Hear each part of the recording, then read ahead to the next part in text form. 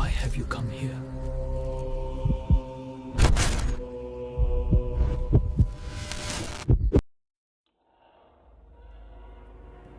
बात राजस्थान के एक ज़िले अलवर की है, जहाँ एक बड़े कॉलेज में पढ़ने वाले 3 दोस्त थे, जिनके नाम अमन, रोहन और सौरभ थे।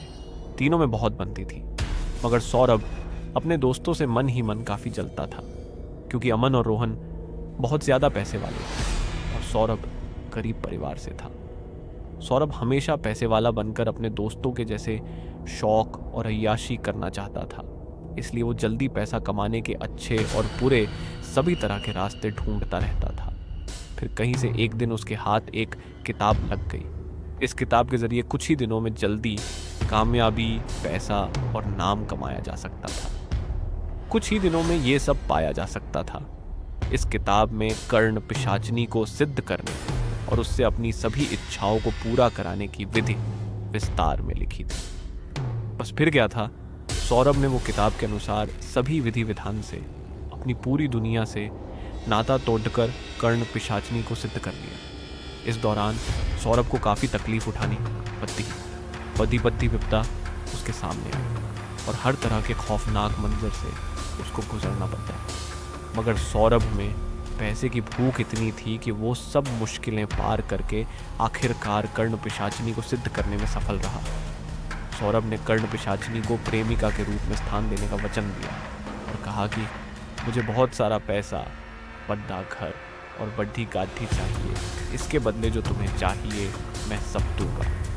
कर्ण पिशाचिनी ने कहा कि सौरभ, ये सब बहुत जल्द तुम्हारे पास होगा, बस तुम्हें अपना वचन नहीं भूलना है, क्योंकि अक्सर ही लोग अपना वचन तोड़ देते हैं और मुझे उन्हें मारना पड़ेगा।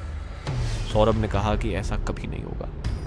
फिर कर्ण पिशाचिनी गायब हो गई। अब सौरभ रोज जुआ और सट्टा खेलने लगा और रोज ही वो बहुत सारा पैसा जीतने लगा, क्योंकि कर्ण पिशाचिनी अब उसके साथ थी और वो सौरभ को आने वाले समय की जानकारी पहले ही दे देती थी, जिससे सौरभ हर बार पैसे कमाने में सफल रहता और ऐसा करते हुए वो काफ़ी लोगों की नज़र में भी आ गया था। सौरभ ने कुछ ही दिनों में खूब पैसा कमा लिया, बड़ी गाड़ी ले ली और एक आलीशान घर भी अपने परिवार के लिए बना लिया था, और साथ साथ कर्ण पिशाचिनी को जो स्थान दिया था और जो प्रेमिका का रिश्ता उसके साथ था, वो उसको भी अभी तक ठीक से निभाता आया था।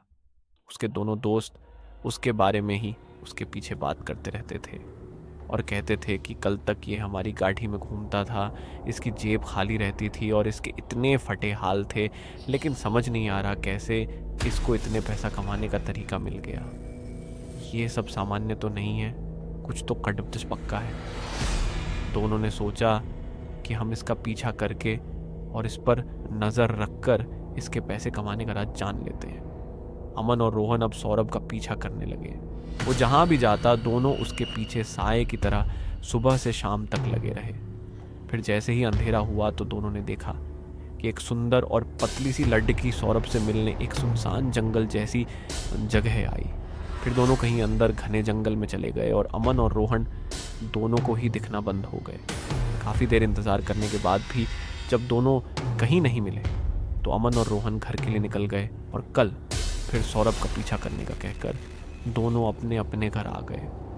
अगले दिन दोनों ने सोचा कि सौरभ को शराब पिलाकर उससे सब उगलवा लेते हैं। फिर क्या था, दोनों सौरभ को लेकर शराब पीने चले गए। रोहन के पुराने घर में बैठकर तीनों शराब पीने लगे। अमन और रोहन ने शराब काफ़ी कम पी और सौरभ को ज़्यादा शराब पिला दी, जिससे सौरभ अपने होश खो बैठा। फिर उसने अमन और रोहन को अपनी कर्ण पिशाचिनी वाली सारी बातें बता डाली, जिससे अमन और रोहन डर गए और हैरानी से सौरभ को और फिर एक दूसरे को देखने लगे। कुछ देर बाद सौरभ ने बोला, मुझे अपनी प्रेमिका के पास जाना है, इसलिए अब मैं यहाँ से जा रहा हूँ, नहीं तो वो बहुत गुस्सा हो जाएगी। और सौरभ वहाँ से निकल गया। अमन और रोहन को अब भी अपने कानों पर यकीन नहीं हो रहा था कि ये कैसे हो सकता है, और ऐसा तो हमने बस आज तक सुना ही था। काफ़ी सोचने और बातचीत के बाद दोनों ने अब कर्ण पिशाचिनी को सौरभ से छीन कर अपने वश में करने और उससे फ़ायदा उठाने की ठान ली। फिर अमन ने कहा कि मैं एक शमशान वाले तांत्रिक को जानता हूँ, तो पैसा लेकर ऐसा कर सकता है। दोनों अगले ही दिन सुबह तांत्रिक बाबा के यहाँ शमशान में जा पहुँचे सारी बात सुनकर तांत्रिक बाबा बोले कि ये बहुत जान जोखिम का काम है, इसमें किसी की जान भी जा सकती है, इसलिए मैं इसका खर्च भी ज़्यादा लूँगा और सारा पैसा मुझे काम शुरू होने से पहले ही चाहिए। रोहन पहले तो तैयार नहीं हुआ, फिर अमन ने रोहन को मना लिया। फिर अगले ही दिन दोनों घर से पैसे 1,25,000 लेकर आए और तांत्रिक को दे दिए। तांत्रिक ने दोनों को अपने शमशान में बने छोटे से कमरे में ले जाकर सारी बातें बताने लगा कि कर्ण पिशाचनी को घोर साधना से सिद्ध किया जा सकता है। सौरभ ने कड़री लग्न से कर्ण पिशाचनी को प्रसन्न किया और अपने सभी काम उससे ही कराए हैं। तुम लोग उसको साधना से तो प्राप्त नहीं कर सकते, क्योंकि ये काम अत्यंत कठिन होने के साथ जान के जोखिम का भी है, इसलिए मैं उसको सौरभ से छीन कर तुम्हें दे सकता हूँ। फिर वो तुम्हारे सभी काम कर सकती है। मैं अपनी पूरी कोशिश करूँगा कि वो तुम्हारी सभी इच्छाएं पूरी करने पर मजबूर हो जाए, मगर तुम्हें पहले सौरभ को कर्ण पिशाचनी से दूर करना पड़ेगा, जिसके लिए कल शाम से ही हमें कुछ तंत्र क्रियाएं करके कर्ण पिशाचनी को काबू करने के लिए तैयारी करनी पड़ेगी। और यहाँ तक भी हो सकता कि सौरभ की जान ही चली जाए। अमन और रोहन दोनों सौरभ की जान जाने वाली बात सुनकर भी हिचकिचाए नहीं और तांत्रिक से तंत्र की तैयारी करने के लिए कहकर वहाँ से निकल गए। अगले दिन शाम को अमन और रोहन पहले तांत्रिक से मिलने गए, जहाँ उसने तंत्र की पूरी तैयारी कर रखी थी। फिर वो तांत्रिक से सौरभ को लाने का बोलकर वहाँ से निकल गए। सौरभ अपने घर पर अपने परिवार के साथ था जब अमन और रोहन वहाँ आए और सौरभ को अपनी गाड़ी में लेकर पहले तो रोहन के पुराने घर में गए, जहाँ तीनों ने थोड़ी शराब पी। फिर शराब खत्म होने का बहाना बनाकर सौरभ को गाड़ी में लेकर शमशान आ गए, जहाँ तांत्रिक अपनी पूरी तैयारी के साथ सौरभ का इंतज़ार कर रहा था। सौरभ को नशा कम था, इसलिए वो आसानी से समझ पा रहा था कि यहाँ बहुत कुछ गतिविधि है, और इसी गतिविधि का संदेश उसके कान में कर्ण पिशाचनी ने अमन और रोहन से साथ जाते हुए दिया था।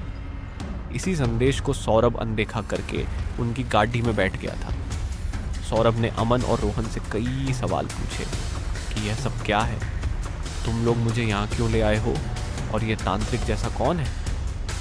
इन सवालों का जवाब देना अमन और रोहन ने ज़रूरी नहीं समझा, और अगले ही पल में तांत्रिक ने सौरभ पर मंत्र पढ़कर राख फेंक दी, जिससे सौरभ खदरे खत्ते गिर गया। फिर अमन और रोहन ने सौरभ को तांत्रिक ने जो धूना जलाया हुआ था वहीं लेटा दिया। अब तांत्रिक ने कहा, मैं जल्दी से सारी क्रियाएं कर देता हूँ, फिर हम इसकी प्रेमिका यानी कर्ण पिशाचनी से निपट लेंगे।